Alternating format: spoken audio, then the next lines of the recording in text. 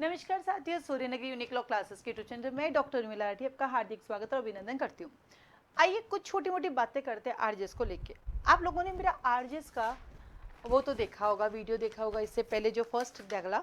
देखिए बेटा, जब मैंने फर्स्ट डे डाला था वीडियो, उस समय ना तो किसी के पास क्वेश्चंस के आंसर थे और ना कोई कट ऑफ थी, क्योंकि मैंने वीडियो डाल दिया था एग्जाम के लगभग शाम को 4 बजे।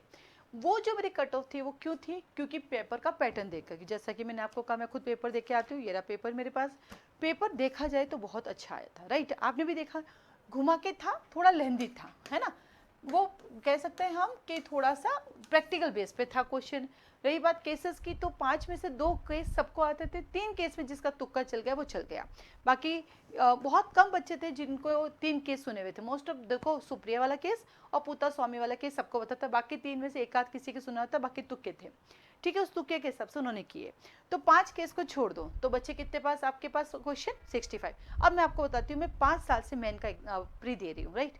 और 5 साल से जो हमने एनालाइज किया, क्योंकि एमपी में तो लिख देते हैं कि इस सब्जेक्ट में से इतने क्वेश्चन देंगे, राजस्थान में तो नहीं लिखते।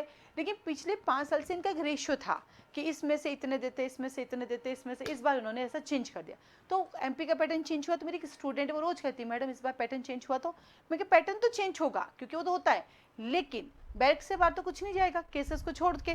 बाकी तो बैरक में आएगा, उस बैरक को ही घुमा के वो दे सकते हैं। लेकिन रास्ता रैंक कंट्रोल का जो क्वेश्चन था वो बैरक से बाहर था, उसमें था ही नहीं, वो केसेस से आ जाता है। इसका मतलब ये है कि आप जब भी एलएलबी करते हैं आने वाले बच्चों, तो आप एलएलबी के साथ थोड़ा कोर्ट जाना स्टार्ट करें, क्योंकि प्रैक्टिकल चीज़ें आएगी।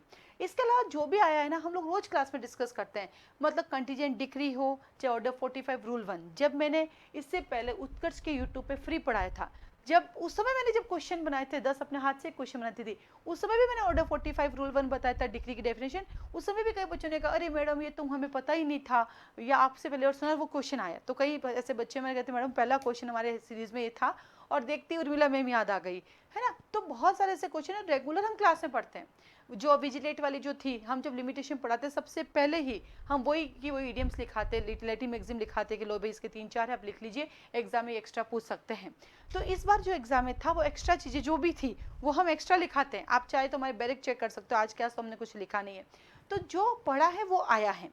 अब देखो माइनर है, सब कुछ डायरेक्ट आया था, लेकिन इस बार इन्होंने जो है माइनर को चेंज कर दिया। तो जो सबसे पहले मैं आपके सामने आई कट ऑफ लेके, वो पेपर का पैटर्न, क्योंकि मैं पेपर दे गई उस पैटर्न से कहा। और जैसे कि ये प्रॉब्लम बेस्ड था, तो दिल्ली, हरियाणा, पंजाब, वहाँ पे ये पैटर्न चलता है और पूरा इंडिया देना है। तब मैंने आपको फर्स्ट डे कहा था कि भैया कट ऑफ जो है आपकी 78 जाएगी, ठीक है, जनरल की। तब कई बच्चों ने कहा कि अकॉर्डिंग टू उर्मिला मैम 100 जानी चाहिए। बिल्कुल सही कह रहे हो, गलत क्या है? आप जाओ मेरा स्टेटस देखो बेटा, मेरे को बच्चे भेज रहे हैं 82, 85, 86, 87, 89, 92, 78, 80, 79। मैं कभी मन से थोड़ी कह रही हूँ बेटा जी, बच्चे भेज रहे हैं, लगातार भेज रहे हैं। और फिर हाई कोर्ट की ये तो है जो कल आ रहे थे, हाई कोर्ट के की आने के बाद भी नंबर बराबर चल रहे हैं, बराबर। आज भी 82 वाले के अभी भी 80 आ रहे हैं, ये ध्यान रखना। और अब लगातार मेरे पास नंबर आ रहे हैं 71, 72 अनलिमिटेड, 73 अनलिमिटेड, 74 अनलिमिटेड, 75 अनलिमिटेड, 76। अभी भी ये नंबर आ रहे हैं मेरे पास। मैं ये नहीं कह, और मैं जो मेरे व्हाट्सएप से जुड़ा, आप देख लीजिए, बच्चा भेजता, मैं स्क्रीनशॉट लेके, हाँ मैं बच्चे का नाम नहीं डिस्क्लोज करती, ठीक है, उसका जगह नाम हटा देती, उसका फोटो नहीं दिखाती, क्योंकि इसे डिस्क्लोज नहीं करती, राइट टू प्रिवेसी में टाबरियों की। लेकिन आपको ये दिखाते हैं, तो मैं कभी मन से कुछ नहीं कहती कि मन से अरे कट ऑफ जाई कर दी मैंने। मैं मन से कैसे कर सकती हूँ? पेपर पैटर्न, क्योंकि मैं पेपर देकर आई, और बाकी का कट ऑफ क्योंकि बच्चे कंटिन्यू मैसेज करें, कम भी आ रहे हैं, 62 वाले भी आ रहे हैं मेरे पास, लेकिन ये रेशियो ज़्यादा है। अब अगर मैं इस रेशियो को फॉलो करती हूँ तो मेरे अकॉर्डिंग तो कट अभी भी 70 प्लस से जानी चाहिए। लेकिन अब सवाल इतना है कि ये कितने बच्चे हैं। इवन दो ओबीसी के बच्चों के 82, 86, 88 आ रहे हैं, जो मेरे पास आ रहे हैं, बच्चों के मैसेजेस आ रहे हैं, उनमें उनका आ रहा है। अब इन सबको एनालाइज करते हैं, क्योंकि मेरे पास तो नंबर ऑफ स्टूडेंट कितने होंगे, 100, या कितने होंगे, 150। अब अगर मैं पूरा क्राइटेरिया की बात करती हूँ तो हुआ क्या, जब हमारे कुछ साथी इंस्टीट्यूट ने जब जारी की थी तो बच्चे क्या कर रहे थे, इस पेपर से अपनी कट ऑफ मिला रहे थे, अपने क्वेश्चंस मिला रहे थे। लेकिन जैसे हाई कोर्ट की आई तो बच्चों ने इस ओमार सीट से क्या किया, इस ओमार सीट से मिलाया। तब जाके उनको पता चला कि कई गोले उनके खाली रह गए, तो कई गोले उन्होंने भरे उल्टे। भरना था ए, भर दिया डी। मेरे साथ भी एक क्वेश्चन हुआ, मैं कह रही हूँ इसका आंसर ए होना चाहिए और उसका आंसर वाकई ये है, और मेरी इसके आंसर किट में डी लिखा हुआ है। मैं कही डी मैंने कब लिख दिया, क्योंकि उस समय इतना प्रेशर होता है, वो 2 घंटे इतने एग्जॉस्ट होता है, आपको पता ही नहीं चलता है। मैं खुद ही सरप्राइज हो गई। मैं अपनी स्टूडेंट से बात करती, मैंने कहा बेटा इसका 1 होना चाहिए। उसने कहा मैडम इसका 1 ही है। मैं जाकर देख रही हूँ, मैंने डी भर रखा है, 1 नंबर मेरा उड़ गया। वो ऐसे नंबर मेरे उड़े, कई लोगों के उड़े हैं। तो जब ये नंबर उड़ते गए, जब आपको पता चला कितने गोले खाली रह गए, कितने रिपीट हो गए, तो फिर रेशियो नीचे आ गया। तो इसमें कई क्या हुआ कि कल तक हम सारे इंस्टीट्यूट की मिला रहे थे, उसमें 2-3 क्वेश्चन का वेरिएशन आता है, और उस समय किसी ने अपनी बैग को खराब नहीं किया। जैसे इस बैग के साथ वो आए तो रेशियो अब नीचे आने लगा है। उस नीचे आने की वजह से अब क्या हो रहा है, अब मेरे पास ये नंबर भी आ रहे हैं, ये भी आ रहे हैं, ये भी आ रहे हैं, ये भी आ रहे हैं, ये भी, वो तो आ ही रहे हैं, उनके 2-2 3-3 नंबर ही कम हुए, वो तो आ ही रहे, ये भी आ रहे हैं। जब इन सबको मैंने एनालाइज किया, तो अब मेरे अकॉर्डिंग जो जनरल की कट ऑफ है, और मैंने कई लोगों से जैसे बात की, तो अब जनरल की कट ऑफ जा रही है कितनी, 68 प्लस नॉट माइनस, 68 प्लस 5, यानी वो 68 से 5 यानी 73, तो 68 से 73 के बीच में रहेगी जनरल की कट ऑफ। अब आया आपके पास गड़बड़ क्या हो रही है, अब कुछ क्वेश्चन डिलीट होने चाहिए, बिल्कुल होने चाहिए। पहला क्वेश्चन अभ्यर्थी वाला होना चाहिए। दूसरा जो विज्ञा वो क्वेश्चन सही है, लेकिन उसमें जो बाकी ऑप्शन है वो तो गलत है, उनमें भी कुछ चीजें गलत है, तो वो आप कैसे कर सकते हो, आप कह रहे हो मेरा एक सही है, ऐसे कैसे। फिर विश्वायदी बोधक में उन्होंने क्या कहा विश्वायदी बोधक नहीं लगा, लेकिन पहला सेंटेंस पढ़ो तो सेंटेंस का फॉर्मेशन गलत है, तो फिर फॉर्मेशन वो सही होता तो हम आंसर बी करते, नहीं तो ए क्यों नहीं करके आएंगे, ठीक है। फिर लेजिटिमेटी का एक्चुअल वर्ड होता धर्मज, आप धर्मज वर्ड को विधि सम्मत मानोगे तो हमने आज तक लेजिटिमेट धर्मज पढ़ा, लेजिटिमेट इलेजिटिमेट लॉ का बच्चा धर्मज अधर्मज ही पड़ेगा, वो जाके कब विधि सम्मत पड़ेगा, तो वो उनका गलत होना चाहिए। ईच और सम दोनों आने चाहिए, तो इसका मतलब ये क्वेश्चन आपका डिलीट होना चाहिए। ऐसे करके बहुत सारे क्वेश्चन हो रहे हैं जहां पे आपके डिलीट होने की संभावना है। सीपीसी का क्वेश्चन है, अगर आप करो उसका मीनिंग सही है कि आपका इश्यू फ्रेम होता है, लेकिन वो की वो लाइन जो है आपके एज इट ऑर्डर नंबर 10 में लिखी हुई है, तो ऐसे क्वेश्चंस हैं। जो आया आपका केस आया तो हरियाणा वाले के सेम वही फैक्ट्स हैं जो कि चरण सिंह वाले में, दोनों में सेम टू सेम फैक्ट है, आप जाके खोलिए अपने इंटरनेट, दोनों के सेम फैक्ट है। ये लीजिए क्वेश्चन डिलीट हुए। अब दिक्कत क्या आ रही है बेटा, अगर ये क्वेश्चन डिलीट होते हैं और जिनके पहले से सही है तो वो नीचे आ जाएगा, और जिनके पहले से गलत है वो ही रह जाएगा। तो इस चक्कर में क्या होता है कि जो बॉर्डर लाइन पर होता है उनके क्वेश्चन ऊपर नीचे हो जाता है, और उस चक्कर में वो रह जाता है। क्योंकि अब क्या करेंगे, हाई कोर्ट ने आपसे ऑब्जेक्शन मांगा, 7 दिन आपसे मांगे, आपने ऑब्जेक्शन डाल दिए। अब जो नई आंसर की नहीं देते ये सीधा एग्जाम का रिजल्ट देंगे और ऊपर एक लाइन लिख देंगे हमने इन में चेंज किया। अब जो बच्चा बेचारा बॉर्डर लाइन पर होता है, ऊपर नीचे होने से वो पीछे रह जाता है। ये होता है हर साल का, ठीक है। तो ये है, तो मेरा जो अब एनालाइज है, हो सकता है, देखो ये मेरी ओपिनियन है, मुझे गालियां भी देते हैं लोग, बददुआएं भी देते हैं मुझे, तुम्हें तमीज़ नहीं है, तुम ऐसे कैसे बता सकती हो, बिल्कुल सही है। जो दूसरे कोचिंग सेंटर कुछ भी बताए उनका वेलकम है, मुझे पता नहीं क्यों गालियां मिलती हैं, शायद ऊपर वाले ने यही लिखा है कि तुम ये भी लो, तो वेलकम है उसका भी, लेकिन मैं सिर्फ मेरा ओपिनियन बताऊंगी, क्योंकि मैं अपने एक्सपीरियंस से शेयर करूंगी। अच्छा लगे तब सुनो, नहीं तो इग्नोर करो। जीवन में हमने सीखा ना, जो बढ़िया लगे वो सुनो, बाकी इग्नोर करो। तो मैं जस्ट अपनी ओपिनियन बता रही हूँ, मैं नहीं कहती ऐसा होगा, मैं बता रही हूँ अच्छा लगे अडोप्ट करो, नहीं तो आप अपने आगे बढ़ो, राइट। तो अब इस अकॉर्डिंग अगर ओबीसी की हम देखें तो ओबीसी के आपके जा रही है 65 प्लस, यानी 65 से कम तो नहीं जाएगी, पर 65 प्लस जाएगी, 65 प्लस 5 वही बात होगी, 65 से 70 के बीच में रहेगी। तो अब क्या करें, पढ़ो, पढ़ने में बुरा ही नहीं है बेटा जी, पढ़ते रहो, पढ़ना कोई नुकसान नहीं करेगा। आपको लगता है कि अब नहीं हुआ तो एपीओ, जिसने एपीओ का फॉर्म भरा वो एपीओ कर लो, जिसने एपीओ नहीं भरा तो नेक्स्ट गुजरात कर लो, गुजराती सीखना शुरू कर लो। जीवन में रास्ते बंद नहीं होते, आप करो। लेकिन जो इसको लगता है मैं थक गया तो कॉलेज में पढ़ाना शुरू कर दो, रुकना नहीं है, कल से कोर्ट जाना शुरू कर दो 1 जुलाई से, रुकना तो है ही नहीं आपको कहीं पर भी, ठीक है। उसी अकॉर्डिंग मैं चलती हूँ आपके पास एससी के पास, तो एससी में जिसके 58 प्लस है वो सेलेक्ट है, और एसटी के पास जिसके 54 प्लस है वो सेलेक्ट है। अब इसके बाद एमबीसी वाले आते हैं, पीएच वाले आते हैं, वो पूछते हैं कि मैडम हमारा क्या रहेगा, तो मैं उनसे ये कहूँगी कि हमें ये पता ही नहीं है ना बेटा कि आप वाले कैटेगरी में नंबर ऑफ स्टूडेंट कितने हैं। जैसे मेरे पास डाइवोर्सी का फोन आया, मेरे नंबर ऑफ स्टूडेंट का जो पता ही नहीं था, हम निकाल ही नहीं सकते उसका। अब ईडब्ल्यूएस वाले बोल रहे हैं हमारा कितना रह सकता, अब आप नंबर ऑफ स्टूडेंट कितनी है, सीटें कितनी, ये कंफर्म नहीं है। अगर हमें पता कितने फॉर्म भरे गए हैं तो हम बता सकते हैं, अन्यथा तो बता ही नहीं सकते। अच्छा, एक और हाई कोर्ट का आपने देखा, कई बच्चे बोल रहे कि मैडम, जैसे मेरे पास ओबीसी के बच्चों के नंबर आ रहे हैं 82, 84, 86, 87, ठीक है। तो कई बच्चों ने कहा कि मैडम ओबीसी की ज़्यादा जा सकती है। तो आपने पिछले 10 सालों में देखा होगा हाई कोर्ट को, 10 नहीं तो 2013 से देखना, हाई कोर्ट जब से गए, ये कभी भी है ना ऊपर नहीं जाने देती है, ये जनरल को ही सबसे ऊपर रखती है। इसका मतलब ये क्या करते हैं कि ओबीसी के अंदर मान लीजिए किसी का नंबर ज़्यादा आ रहा है या ओबीसी की कट ऑफ ज़्यादा, तो वो कट ऑफ तो फिर इक्वल रख के रख देंगे जनरल के। फिर ओबीसी में जितने बच्चे, तो तो उन सबको ले लेते हैं। बाकी आपने देखा होगा आरपीएससी के एग्जाम में ओबीसी कट ऑफ ज़्यादा चली जाती है, लेकिन हाई कोर्ट में आज तक नहीं गई, जबकि ओबीसी तो क्या है, फिक्स वाले बच्चे हैं, और जनरल में तो पूरा इंडिया आ जाता है, तो ओबीसी में कट ऑफ जा सकती है, सीटें उनकी कम है जनरल की तुलना में, तो ओबीसी से जनरल से ज़्यादा क्यों नहीं जा सकती, जा सकती है। पर ये लोग क्या करते हैं, उसको इक्वल आके रखेंगे, फिर जो भी ओबीसी में उस कैटेगरी में आते हैं सबको उसके अंदर डाल देते हैं। क्योंकि एक चीज़ ध्यान रखना जनरल वालों, प्री के एग्जाम में जनरल की अपनी अलग रहती है, ओबीसी की अपनी अलग रहती है, एससी की रहती है, एसटी की, और मेन में भी सिर्फ सीट कब खाई जाती है, इंटरव्यू में आके, तब तक तो आप बोले पूरे सेफ हो जनरल वाले, ध्यान रखना। तो उस अकॉर्डिंग ये कट ऑफ है, ये जस्ट मेरी ओपिनियन है, मैं नहीं कहती यही जाएगी, माँ सरस्वती की इच्छा हुई और वाणी पे उन्होंने तथास्तु कह दिया तो अलग चीज़ है, बाकी जस्ट मेरी ओपिनियन है कि इतनी जा सकती है। तो इन क्राइटेरिया जो भी आता है, बिना समय व्यर्थ किए अपनी पढ़ाई शुरू करें। 1 महीना क्यों खराब करना, नहीं हुआ तो नुकसान कुछ नहीं है, अगर हो गया सिलेक्शन तो फिर 1 महीने में आप कुछ नहीं कर पाएंगे। अब अगला सवाल आता है एग्जाम की डेट क्या होगी। देखो बेटा, एग्जाम की डेट का बताती हूँ। लास्ट टाइम जो हमारा रिजल्ट आया था वो आया था 1 महीना 10 दिन में, ठीक है, ये रिजल्ट आया था लास्ट टाइम हमारा 1 महीना 10 डेज में, और उसी समय हमारी मेन की डेट दे दी गई। हो सकता है इस बार वो थोड़ा जल्दी चल रहे हैं, तो रिजल्ट हो सकता है 20 दिन में दे दें, क्योंकि रिजल्ट देने में सबसे एक्सपर्ट है हमारा एमपी एडीजे में देखिए प्री डेट पे डेट, और मेन तो 7वें दिन रिजल्ट, वो भी 2 बार कॉपी चेक करके, इज ग्रेट, ऐसा तो कोई कर ही नहीं सकता इतना फास्ट। लेकिन इस बार हो सकता है 20 दिन में आपको रिजल्ट दे दे, 25 दिन दे दे, तो 20 से 25, तो ये 25 मान लो 25 दिन 25 डेज, और फिर उसी दिन डेट लिख देंगे, और डेट कम से कम आपको 1 मंथ देंगे, तो 30 और 25 टोटल 55 दिन है आपके पास। तो इस 55 दिन मिनिमम मानते हैं, मैक्सिमम कुछ भी दे, हमें क्या करना, तो 55 दिन अपने खराब न करें, अपनी पढ़ाई शुरू करें। ये पढ़ा हुआ जीवन भर काम आएगा, कहीं नुकसान नहीं होगा, किसी को पढ़ाने में काम आ जाएगा। बट प्लीज़ पढ़ना शुरू कर दीजिए, जिनके भी इस कैटेगरी में नंबर आ रहे हैं वो अपनी पढ़ाई शुरू कर दीजिए। आज का दिन रेस्ट कर ले, कल का दिन रेस्ट कर ले, परसों से पढ़ाई शुरू कर लीजिए, अपने ऊपर वाले का नाम लेके कि कर बेड़ा पार तू लगा दे मेरा, उसके अलावा हम कुछ नहीं कर सकते, ठीक है।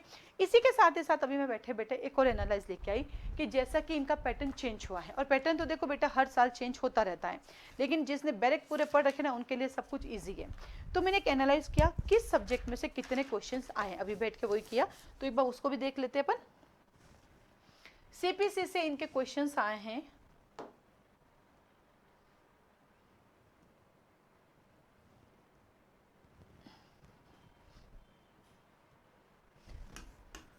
सीपीसी से 13 क्वेश्चन आए हैं, कॉन्स्टिट्यूशन से 6 क्वेश्चन आए हैं, टीपी से 3 क्वेश्चन आए हैं, रैंक कंट्रोल जो हर बार 3 आता है इस बार 2 ही आया है, इंटरप्रिटेशन एज यूजुअल 2 क्वेश्चन आए हैं। इंटरप्रिटेशन देखो मैंने तो देखो ज़्यादा टाइम नहीं मिलता है, कल एग्ज़ाम दे के आए, परसों फिर हमने कुछ बुक्स छापी थी तो उसको पूरा समेटा, आज बेटे का जन्मदिन है तो सुबह से उसी के साथ लगे हुए, थोड़ा तबियत ठीक नहीं तो हॉस्पिटल से लेके गए, तो ज़्यादा मैंने कुछ देखा नहीं। तो कई बच्चों के मैसेजेस आए हैं कि मैडम आपकी गाइड से बहुत सारे क्वेश्चन मिले, एज इट इज़ भी मिले, तब एक मैंने भी ढूंढा, मेरे पास अजमेर से भी कॉल आया था एक बुक सेलर का कि मैडम आज अजमेर कोर्ट में सिर्फ आप ही की बातें चल रही थी कि माइनर को तो पूरा ही कवर किया मैडम ने, कुछ छोड़ा ही नहीं वहाँ पे, और हर चीज़ उनको देखने को मिली। तो ये ऊपर वाले का आशीर्वाद है, आप लोगों का है ना सपोर्ट है कि अगर पाई में तो क्वेश्चन आए हैं, एज इट इज़ भी वहाँ पे आपको देखेंगे मिलेंगे आपको, है ना। तो ये तो एज इट मतलब मैंने देखा सच्ची ऑप्शन तक सेम है, बच्चे मुझे पेज नंबर बता रहे मैडम वो पेज नंबर देखो क्वेश्चन है, देखो मैडम वो पेज नंबर देखो वहाँ आपका क्वेश्चन है, मैडम वो पेज नंबर देखो आपका क्वेश्चन है। इतना दिमाग ही नहीं लगता कि बच्चे कह रहे एज इट इज, आप जाके देखो डोमेस्टिक वायलेंस का भी एज इट इज क्वेश्चन आया हुआ है, वही जो पूछा अवेलेबल वाला, तो है बहुत सारे क्वेश्चन, बस ढूंढना पड़ता है कौन कौन से आए हैं। जिसने अच्छे से किया उनका माइनर ने बचा लिया, हिंदी इंग्लिश ने सबको डुबो दिया, क्योंकि उनके आंसर 2-2 होने से बच्चे डिस्ट्रैक्ट हो गए थे, बाकी पेपर अच्छा था। फिर इंटरप्रिटेशन के 2 आए, लिमिटेशन के इनके पास इस बार आपके इन्होंने 3 दिए हैं, एसआरए का इनका 1 आया है, आईपीसी के 8, लिमिटेशन के 2 आए हैं, 1 मिनट हो, लिमिटेशन के आपके 2 आए हैं, टीपी के 4,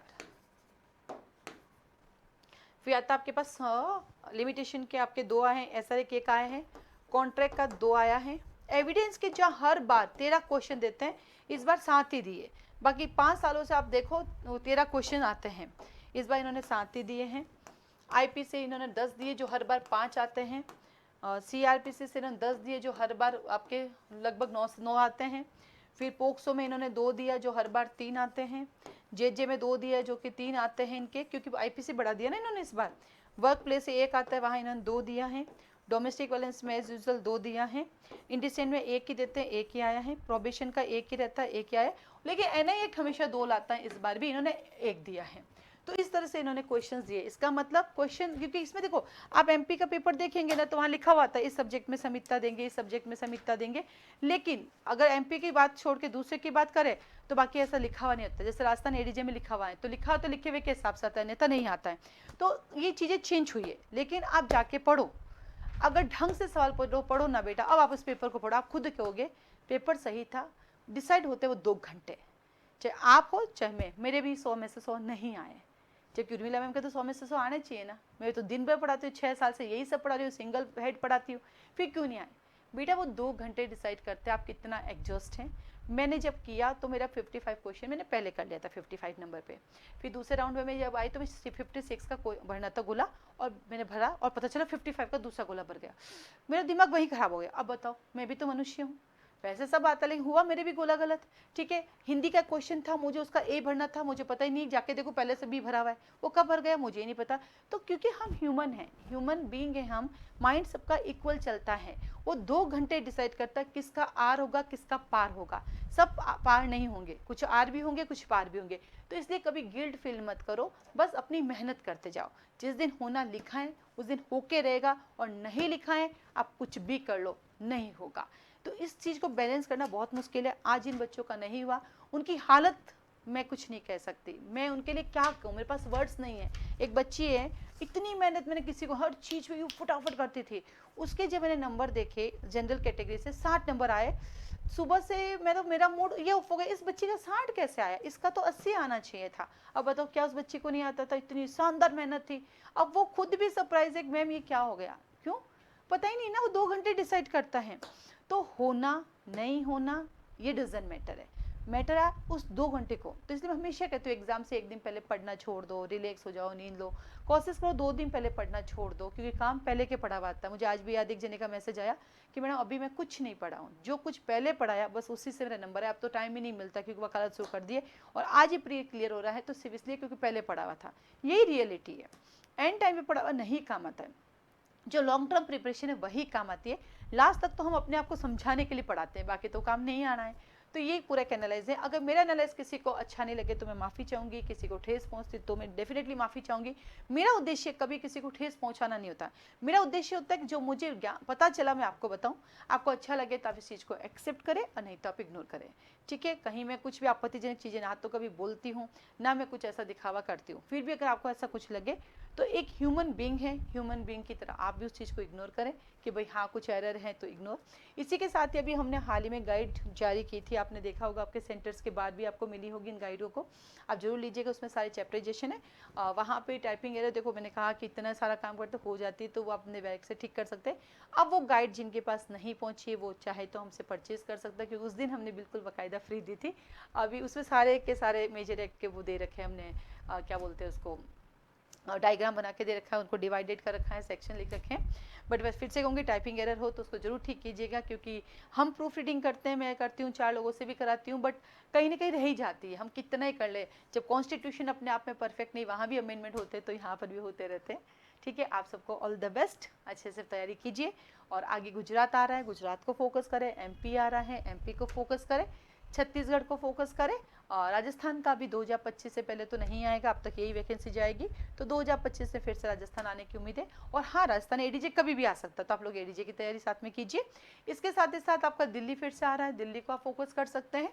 इसके साथ ही साथ पंजाब आप जा नहीं सकते, फिर बचा झारखंड भी अभी आएगा नहीं आपके पास, तो मेन तो अभी गुजरात और एमपी और दिल्ली, 3 को आप फोकस कीजिए। ये 3 कभी भी आ सकते हैं, फिर से आ सकते हैं। छत्तीसगढ़ है पर वो लेते नहीं है, तो बहुत मेहनत करने का मतलब नहीं रह जाता है, क्योंकि वो मेन में पता नहीं क्या ही रहता है, वो लेते ही नहीं है, वो एक जजमेंट में सेक्शन गलती का पूरा 0 नंबर दे देते हैं।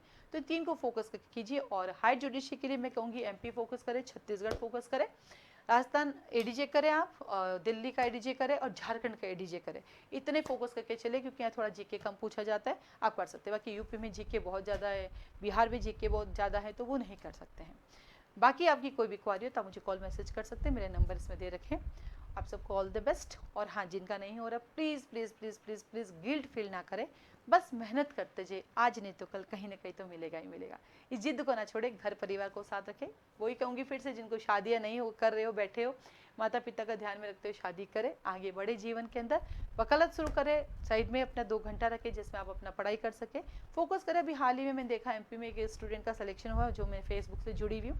बाकायदा वो जो है वो कोर्ट भी जाते थे, वकालत भी करते थे यूपी में, और एमपी का उन्होंने क्या बोलते हैं सीजे निकाल लिया।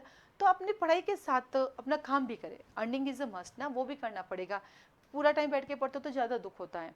और जो इनकी उम्र बहुत छोटी है, 22 साल, 21 साल, 23 साल, वो सिर्फ फोकस करे पढ़ाई को। लेकिन जो 30+ हो चुके हैं वो काम भी करें और पढ़ाई भी करें, सपने देखें, पूरे करें। आज के लिए धन्यवाद।